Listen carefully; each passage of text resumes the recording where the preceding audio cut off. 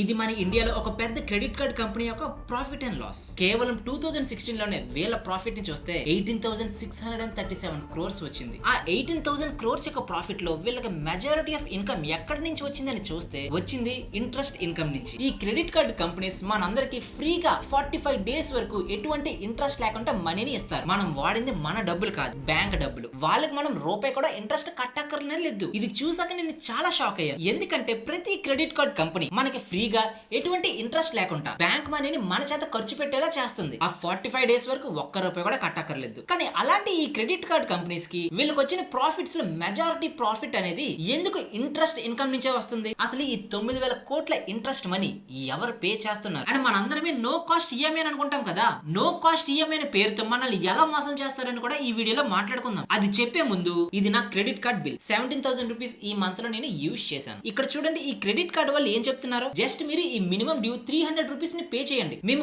Com గా ఉంటామని ఈ క్రెడిట్ కార్డ్ కంపెనీస్ మనకి చెప్తున్నాయి. అసలు ఈ మినిమం డ్యూ అంటే ఏంటి? నా క్రెడిట్ కార్డ్ బిల్ 17,000 అయితే కేవలం ఈ 300 రూపీస్ తోటే ఈ క్రెడిట్ కార్డ్ కంపెనీ ఎలా కామ్ గా ఉంటుంది? మన ఇండియాలో చాలా మంది ప్రజలు TV, fridge, washing machine, AC, ఆఖరికి మన మొబైల్స్ కూడా ఈఎంఐ లోనే తీసుకుంటారు. ఇన్ఫాక్ట్ ఒక రిపోర్ట్ ప్రకారం మన ఇండియాలో చాలా మంది ప్రజలు వాళ్ళ సాలరీస్ తో పోలిస్తే వాళ్ళు ఈఎంఐ ఎంత పే చేస్తున్నారో తెలుసా? 40%. ఇన్ఫాక్ట్ చాలా మంది నో కాస్ట్ ఈఎంఐ అనే ట్రాప్ లో పడి ప్రతి ఒక్కరు ఏ వస్తువునైనా ఈఎంఐ లో తీసుకోవడానికి ఇష్టపడుతున్నారు. ఈ క్రెడిట్ కార్డ్ కంపెనీస్ ప్రతి సంవత్సరం మూవీ టికెట్స్ అని, travelling, hotel vouchers, flight tickets, international trips అని ఎన్నో కోట్లు ఖర్చు పెట్టి ఈ క్రెడిట్ కార్డ్ హోల్డర్స్ కి ఇస్తున్నారు కదా. అలాంటిది ఇన్ని ఇస్తున్న ఈ క్రెడిట్ కార్డ్ కంపెనీస్ నష్టపోకుండా ఎలా లాభాల్లో ఉంటున్నది? ఇన్ని ఆఫర్స్ ఇస్తున్న ఈ క్రెడిట్ కార్డ్ కంపెనీస్ ఖచ్చితంగా నష్టపోవాలి కదా. మరి 18,637 కోట్ల ప్రాఫిట్ ఎలా వచ్చింది? ఇన్ఫాక్ట్ నో కాస్ట్ ఈఎంఐ అంటే ఈ క్రెడిట్ కార్డ్ కంపెనీస్ కి నష్టమని అనుకుంటాం కదా. కానీ ఇక్కడ నష్టపోయేది క్రెడిట్ కార్డ్ కంపెనీస్ కాదు, మనం. లాభంలో ఎవరుంటారని చూస్తే ఈ క్రెడిట్ కార్డ్ కంపెనీస్ మాత్రమే ఉంటాయి. అది ఎలానో కూడా ఈ వీడియోలో మాట్లాడుకుందాం. ఈ క్రెడిట్ కార్డ్ కంపెనీస్ యొక్క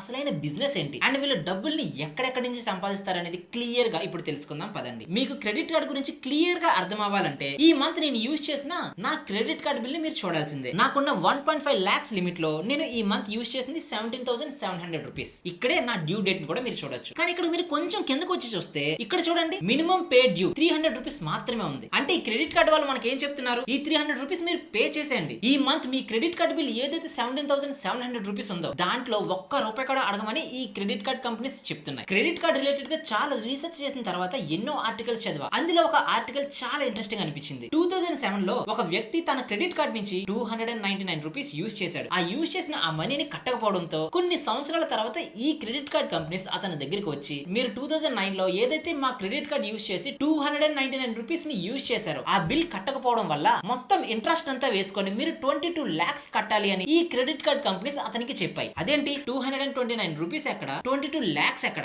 ఎక్కడైనా మ్యాచ్ ఉందా? కానీ ఈ క్రెడిట్ కార్డ్స్ కాంపౌండ్ ఇంట్రెస్ట్ అనే పేరుతో ఎలాగైనా ఆ 22 lakhs కట్టాలి అని డిమాండ్ చేసింది. సేమ్ అలానే నాకు ఈ మంత్ క్రెడిట్ కార్డ్ బిల్ ఏదైతే 17,000 రూపీస్ ఉందో అది పే చేయకుండా కేవలం ఈ మినిమం డ్యూ మాత్రమే పే చేశాను అనుకోండి, ఖచ్చితంగా నా 17,000 కి ఇంట్రెస్ట్ అనేది పే చేయాల్సిందే. అండ్ ఇంకొక ఇంట్రెస్టింగ్ విషయం ఏంటంటే, వీడియో స్టార్టింగ్ లో చెప్పాను కదా, క్రెడిట్ కార్డ్ కంపెనీస్ 45 days వరకు ఎటువంటి ఇంట్రెస్ట్ లేకుండా మనీని ఇస్తారు అని. మన క్రెడిట్ కార్డ్ బిల్లులో ఎప్పుడైతే మనం మినిమం డ్యూ పే చేస్తామో అప్పుడు వెంటనే మనకి ఏదైతే 45 days గ్రేస్ పీరియడ్ ఉంటుందో దానికి కూడా ఇంట్రెస్ట్ పడుతుంది. ఈ విషయం చాలా మందికి తెలియదు. ఈ క్రెడిట్ కార్డ్ కంపెనీస్ ఒక చిన్న సింపుల్ లాజిక్ ని యూజ్ చేస్తారు. ఎవరికైతే క్రెడిట్ కావాలో వాళ్ళకి ఖచ్చితంగా వెంటనే ఇచ్చేస్తారు. మనం ఆన్లైన్ లో సేల్ జరుగుతుందని TV, refrigerators, AC, mobiles, washing machines ఇలా ఎన్నో కొంటాం కదా. అందులో చాలా మంది ఈఎంఐ లో తీసుకుంటారు వాళ్ళ వస్తువులు. దానికి వాళ్ళకి ఇంట్రెస్ట్ వస్తుంది. అండ్ ఎవరైతే ఫుల్ అమౌంట్ తో పే చేస్తారో ఆ మనీని ఈఎంఐ కింద కన్వర్ట్ చేసుకుంటారు కదా. ఆ ఈఎంఐ కన్వర్ట్ చేసుకోవడంతో దాంట్లో నుంచి కూడా ఈ క్రెడిట్ కార్డ్ కంపెనీస్ కి లాభాలు వస్తాయి. మీకు చెప్పాలంటే మన ఇండియాలోనే మన ప్రపంచంలోనే one of the most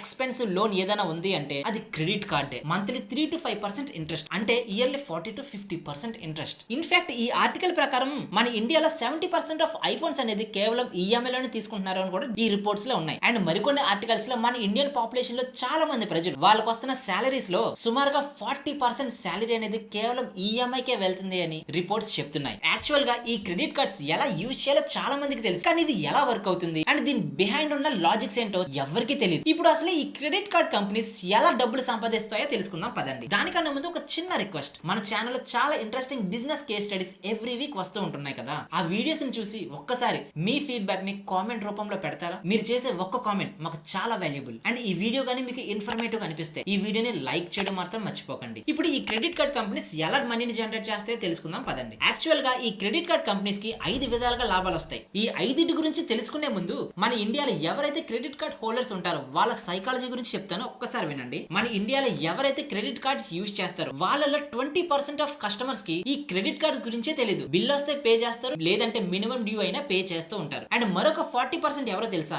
no cost EMI లో ప్రొడక్ట్స్ ని తీసుకునేవాళ్ళు. అంటే ఫస్ట్ 20% అండ్ సెకండ్ 40% ఎవరైతే ఈ 60% ఆఫ్ క్రెడిట్ కార్డ్ యూజర్స్ ఉంటారో వాళ్ళకి ప్రాపర్ ఫైనాన్షియల్ ప్లానింగ్ ఉండదు. అండ్ ఈ క్రెడిట్ కార్డ్ బిల్స్ ని ఎలాగైనా కట్టాలి అని ఎన్నో ప్రయత్నాలు చేస్తారు. ఇన్ఫాక్ట్ ఒక క్రెడిట్ కార్డ్ మనీతో మరొక క్రెడిట్ కార్డ్ బిల్ ని కడుతూ ఉంటారు కూడా. అండ్ మిగిలిన 40% ఎవరైతే ఉంటారో వాళ్ళు అసలైన క్రెడిట్ కార్డ్ యూజర్స్. ఇన్ఫాక్ట్ ఈ 60% ఆఫ్ కస్టమర్స్ దగ్గర నుంచి ఈ క్రెడిట్ కార్డ్ కంపెనీస్ కి 50% ఇన్కమ్ వస్తూ ఉంటే ఈ 40% కస్టమర్స్ నుంచే మిగిలిన 50% రెవెన్యూ అనేది వస్తుంది. అదేంటి, ఈ 40% of customers credit card bills ని టైం కి కడతారు అండ్ ఎక్కువగా స్పెండ్ చేస్తారు. ఈ స్పెండ్ చేసిన ప్రతిసారి వీళ్ళకి పాయింట్స్ వస్తాయి కాబట్టి బ్యాంక్ నష్టపోయి మనం లాభపడతాం. ఈ 40% కస్టమర్స్ గురించి తెలుసుకునే ముందు అసలు ఈ క్రెడిట్ కార్డ్ కంపెనీస్ కి ఎక్కడెక్కడి నుంచి మనీ వస్తాయో తెలుసుకుందాం పదండి. వీళ్ళకి 5 విధాలుగా మనీ వస్తుందని చెప్పాను కదా. అందులో ఫస్ట్ ది ఇంట్రెస్ట్ ఇన్కమ్. అంటే వీళ్ళ కస్టమర్స్ లో 60% పీపుల్ ఎవరైతే ఉంటారో వాళ్ళు మినిమం డ్యూ కట్టి మిగిలిన ఇంట్రెస్ట్ కడతారు కదా, ఆ ఇన్కమ్ ఇంట్రెస్ట్ ఇన్కమ్. అండ్ వీళ్ళ సెకండ్ ఇన్కమ్ గురించి చెప్పాలి అంటే fee and charges, joining fee, annual fee అని కొన్ని ఫీజెస్ ఉంటాయి కదా, అది కూడా వీళ్ళకి ఒక ఇన్కమ్. అండ్ థర్డ్ వీళ్ళ ఈఎంఐ ట్రాన్సాక్షన్స్. సేమ్ నేను ఇందాక 40% ఆఫ్ కస్టమర్స్ కి నో కాస్ట్ ఈఎంఐ కోసం ఈ క్రెడిట్ కార్డ్స్ యూజ్ చేస్తారని చెప్పాను కదా, వాళ్ళు ఈఎంఐ కింద కన్వర్ట్ చేసేటప్పుడు కొంత ట్రాన్సాక్షన్ చార్జెస్ అనేవి పడతాయి. అది కూడా వీళ్ళకి ఒక టైప్ ఆఫ్ ఇన్కమ్. అండ్ వీళ్ళ fourth major income merchant discount rate. ఈ మర్చెంట్ ఇన్కమ్ ఎక్కడి నుంచి వస్తుందంటే మిగిలిన 40% ఎవరైతే కరెక్ట్ గా క్రెడిట్ కార్డ్ యూజ్ చేస్తారో వాళ్ళ దగ్గర నుంచి వస్తుంది. క్లియర్ గా అర్థమయ్యేలా చెప్తాను వినండి. మనం ఎక్కువగా క్రెడిట్ కార్డ్ వాడితే ఎక్కువ పాయింట్స్ వస్తాయి, అంటే ఎక్కువ స్పెండ్ చేస్తే ఎక్కువ ప్రాఫిట్స్. ఎవరికి? మనకి. కానీ మనం ఏమనుకుంటాం, మనం ఎక్కువ స్పెండ్ చేస్తే బ్యాంక్ నష్టపోతుంది అని అనుకుంటాం. కానీ యాక్చువల్ గా అది కరెక్ట్ కాదు. ఎందుకంటే మనం పే చేసిన ప్రతిసారి మనకి క్రెడిట్ కార్డ్ కంపెనీకి మధ్యలో ఎవరో ఒకరు ఉంటారు, లైక్ మర్చెంట్. సపోజ్ మీరు ఒక షాప్ కి వెళ్ళి ఏదైనా కొందాం అనుకున్నారనుకోండి, మీరు ఆ ప్రొడక్ట్ కొన్న తర్వాత క్రెడిట్ కార్డ్ తో స్వైప్ చేస్తారు. ఇలా ప్రతిసారి స్వైప్ చేయడం వల్ల ఆ POS మిషన్ లో కొంత చార్జెస్ అనేది కట్ అవుతాయి. బహుశా మనలో చాలా మందికి తెలియకపోవచ్చు. ఎవరైతే షాప్ కీపర్స్ ఉంటారో వాళ్ళకి ఖచ్చితంగా తెలుసు, మనం చేసిన ప్రతి స్వైప్ నుంచి వాళ్ళకి 2 to 5% చార్జెస్ అనేవి పడతాయి. ఆ చార్జెస్ ఎవరు పే చేయాలి? ఆ షాప్ ఓనర్. ఆ చార్జెస్ లో మెజారిటీ ఆఫ్ ఇన్కమ్ అనేది ఈ క్రెడిట్ కార్డ్ కంపెనీస్ కి వెళ్తాయి. సో అలా మనం ఎక్కువ పే చేస్తే మనకి ఎక్కువ పాయింట్స్ వస్తాయి, కరెక్టే. సేమ్ అలానే మనం ఎక్కువ పే చేస్తే వీళ్ళకి ఎక్కువ % ఆఫ్ కమిషన్ వస్తుంది కదా, ఆ కమిషన్ అంతా ఈ క్రెడిట్ కార్డ్ కంపెనీస్ కి వెళ్తాయి. సో ఇలా తెలివిగా యూజ్ చేసిన క్రెడిట్ కార్డ్ కస్టమర్స్ దగ్గర నుంచి కూడా ఈ క్రెడిట్ కార్డ్ కంపెనీస్ ప్రాఫిట్స్ ని జనరేట్ చేస్తున్నాయి. అందుకే credit card companies 3 lakhs spend చేస్తే యాన్యువల్ ఫీ ఫ్రీ అని, 10 lakhs, 15 lakhs, 20 lakhs ఇలా ప్రతి మైల్ స్టోన్ కి ఏదో ఒక బోనస్ ఇస్తూనే ఉంటుంది ఈ క్రెడిట్ కార్డ్ కంపెనీస్. ఇప్పుడు మీకు క్లియర్ గా అర్థమైంది అనుకుంటున్నాను ఈ క్రెడిట్ కార్డ్ కంపెనీస్ ఎందుకు ఇయర్లీ ఇంత మనీ యూజ్ చేస్తే యాన్యువల్ ఫీ రెన్యూవల్ చేస్తామని చెప్తారు అని. ఈ క్రెడిట్ కార్డ్ కంపెనీస్ ఎలా డబ్బులు సంపాదిస్తున్నాయో క్లియర్ గా చెప్పాను కదా. కానీ కస్టమర్స్ మనలాంటి ప్రజల దగ్గర డబ్బులు లేకపోయినా కూడా ఎక్కువ స్పెండ్ చేసేలా ఎలా చేస్తారో ఇప్పుడు క్లియర్ గా తెలుసుకుందామా. అదే నో కాస్ట్ ఈఎంఐ ట్రాప్. మీకు ఒక చిన్న ఎగ్జాంపుల్, ఒక టీవీ ప్రైస్ అనేది 1 lakh రూపీస్ ఉంది. క్యాలిక్యులేషన్ సింపుల్ గా ఉండాలి కాబట్టి 10 months కి 10,000 రూపీస్ చెప్పిన టీవీని ఈఎంఐ లో తీసుకున్నారు. నో కాస్ట్ ఈఎంఐ కాబట్టి ఎటువంటి ఇంట్రెస్ట్ ఉండదు. అంటే ఎవ్రీ మంత్ 10,000 రూపీస్ ఆ క్రెడిట్ కార్డ్ కంపెనీకి కట్టేయాలి. అసలు ఇందులో ట్రాప్ ఏముంది? 10,000 into 10 is equal to 1 lakh కదా. మనం ఎక్కడ నష్టపోతున్నా అని మీరు అనుకోవచ్చు, కానీ ఇక్కడ క్లియర్ గా చెప్తాను వినండి. యాక్చువల్ గా ఈ క్రెడిట్ కార్డ్ కంపెనీస్ కి ఎవరైతే మనకు టీవీ అమ్మారో అతను ఆ టీవీ ఆ క్రెడిట్ కార్డ్ కంపెనీకి 1 lakh కి అమ్మరు. కొంతమంది డిస్కౌంట్లు ఇస్తారు. ఎంత డిస్కౌంట్లు ఇస్తారు? ఎంతైతే ఇంట్రెస్ట్ పే చేయాలో అంత అమౌంట్ డిస్కౌంట్లు ఇస్తారు. అర్థం కాలేదు కదా, క్లియర్ గా చెప్తాను వినండి. మనం తీసుకున్న టీవీ ప్రైస్ ఎంత? 1 lakh రూపీస్. అండ్ ఎన్ని మంత్స్? 10 months. 10 months అంటే 10 months into 10,000 రూపీస్ అంటే 1 lakh రూపీస్. కానీ ఇక్కడ గేమ్ ఏంటంటే మనం కట్టేది ఈఎంఐ 10,000 రూపీస్ మాత్రమే ఎవ్రీ మంత్. కానీ ఇక్కడ క్వశ్చన్ ఏంటంటే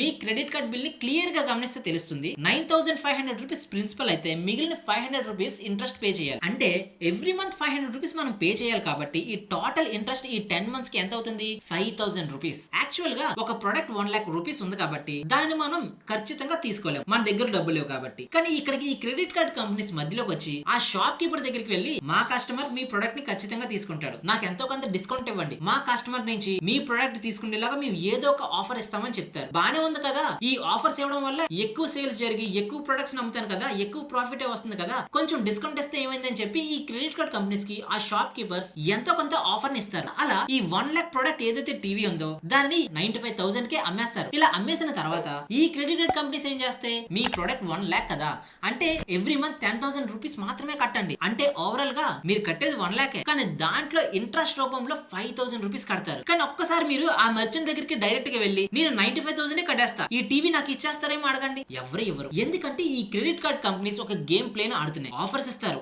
పాయింట్స్ ఇస్తారు అండ్ క్యాష్ బ్యాక్స్ కూడా ఇస్తారు. కానీ అవన్నీ ఎందుకు? ఎందుకంటే కేవలం వాళ్ళకి లాభాలకు మాత్రమే కాదు, మన సైకాలజీని మార్చడం కోసం, మనం ఎక్కువ స్పెండ్ చేయాలి అని ఈ క్రెడిట్ కార్డ్స్ ఎక్కడికక్కడ ఆఫర్స్ ని ఇస్తూ మన చేత ప్రతి దాన్ని కొనిపిస్తూ ఉంటున్నారు. అందుకే మన ఇండియాలో చాలా ఐఫోన్స్, సుమారుగా 70 to 80% ఐఫోన్స్ కేవలం ఈఎంఐ రూపంలోనే కొంటున్నారు. క్రెడిట్ కార్డ్ కంపెనీస్ 45 days ఫ్రీగా మనీ ఇస్తున్నాయి, ఫ్రీగా క్యాష్ బ్యాక్ ఇస్తున్నాయి అండ్ మరి ముఖ్యంగా పాయింట్స్ కూడా ఇస్తున్నాయి. వాటన్నిటిని చూసి మనలాంటి నార్మల్ కస్టమర్స్ ఈ ఈఎంఐ ట్రాప్ లో పడుతున్నారు. మనమేమో ఈఎంఐ ట్రాప్, వాళ్ళేమో వేల కోట్ల ప్రాఫిట్. ఇప్పుడు అర్థమైందా ఈ పెద్ద పెద్ద కంపెనీస్ ఎలా డబ్బులు సంపాదిస్తున్నాయని? ఈ 19,000 కోట్లు కేవలం ఈ ఎస్బీఐ క్రెడిట్ కార్డ్ కంపెనీ గురించి మాత్రమే. మిగిలిన క్రెడిట్ కార్డ్ కంపెనీస్ ఏవైతే ఉన్నాయో అవి మీ ఊహకే వదిలేస్తున్నా. ఇది ఫ్రెండ్స్ ఈ వీడియో మీకు ఎలా అనిపించింది ఒక్కసారి కామెంట్ సెక్షన్ లో కామెంట్ చేస్తారా? ఆగండి, ఈ వీడియోని క్లోజ్ చేసే ముందు మన ఛానల్లో ఇలాంటి చాలా ఇంట్రెస్టింగ్ వీడియోస్ ఉన్నాయి, ఒక్కసారి చూసి మీ ఒపీనియన్ కామెంట్ సెక్షన్ లో కామెంట్ చేస్తారా?